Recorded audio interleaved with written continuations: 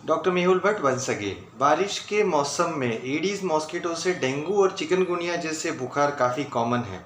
In fact Mumbai में पिछले कुछ दिनों में चिकनगुनिया के केस आए हैं।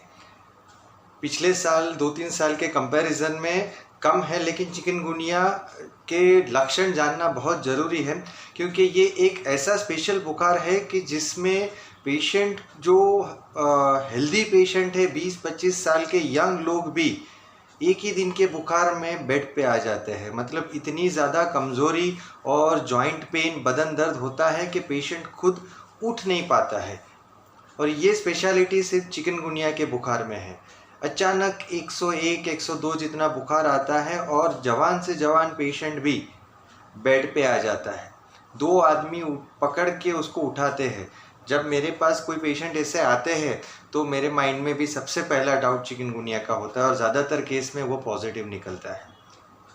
पेशेंट ऐसे रहते हैं कि जिनकी जो कंप्लेन है ऐसी है कि कल तक कुछ नहीं था और अचानक एक दिन बुखार आ गया, सर दर्द, बदन दर्द और जॉइंट पेन, हाथ के जोड़ों के जॉइंट्स, पैरों के जॉइंट्स, ये सब जॉइंट्स इतने जाम हो जाते हैं कि पेशेंट को पकड़ के लोग क्लिनिक में लाते हैं। तो ऐसा अगर अचानक बुखार आता है तो आपके माइंड में चिकनगुनिया का डाउट होना ज़रूरी है। उसके और भी कुछ लक्षण हैं, जैसे कि सर दर्द है, उल्टी जैसा लगना है, तीसरे चौथे दिन चेस्ट पे, बैक पे, फेस पे और हाथ पैर पे लाल लाल दाने आ जाते हैं। तो ये भी चिकनगुनिया के लक्षण हो सकते हैं।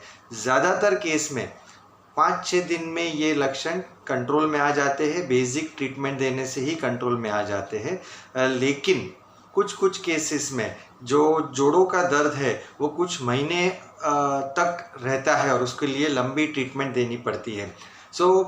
ये बुखार के लक्षण जानना बहुत ज़रूरी है।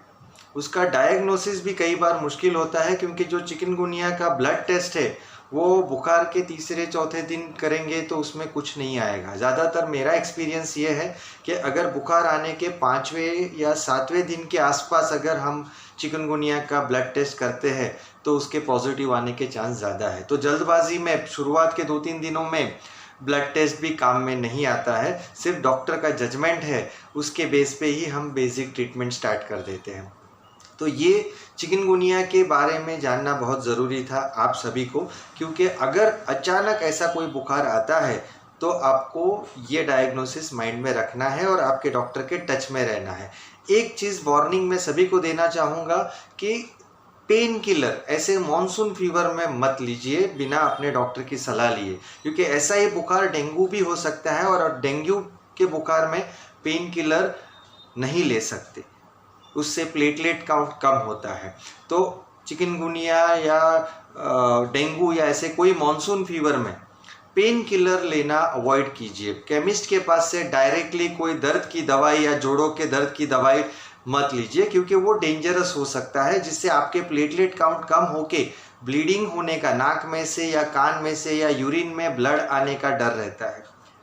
तो जो मॉनसून फीवर से उसमें आपको तुरंत डॉक्टर के टच में रहना है। और एक चीज़ याद रहे कि ज़्यादातर जो वायरल फीवर है वो माइल्ड फीवर रहता है 99-100 जितना, लेकिन जो बाकी वाले जो बुखार है मॉनसून के, डेंगू, मलेरिया, चिकनगुनिया, उसमें काफ़ी हाई फीवर आता है, अचानक आता है और सर दर्द, बदन दर्द, जोड़ों का दर्द काफ़ी ज़्यादा रहता है। तो ऐसे केसेस में आप डॉक्टर की विंडो शॉपिंग मत कीजिए, क्योंकि इसमें क्या मैंने देखा है कि काफ़ी पेशेंट 1-2 दिन की दवाई अपने एक डॉक्टर से लेते हैं, फिर ठीक नहीं होता है, दर्द कंटिन्यू रहता है, तो फिर किसी और के पास से और 2-3 दिन की दवाई लेते हैं और फिर वैसे डायग्नोसिस भी डिले होता है और पेशेंट का काफ़ी नुकसान हो जाता है।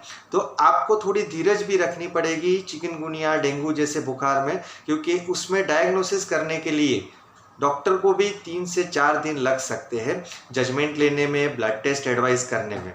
तो ये सब ध्यान में रखते हुए आपको चिकनगुनिया के लक्षण ध्यान में रखना ज़रूरी है। और ऐसे ही कुछ लक्षण आपको लगते हैं तो तुरंत आपके डॉक्टर के टच में आके अर्ली ट्रीटमेंट लेके अपने जो जॉइंट पेन और बुखार को आप कंट्रोल कर सकते हो और टाइम से इन्वेस्टिगेशन करके उसका डायग्नोसिस भी कर सकते हो।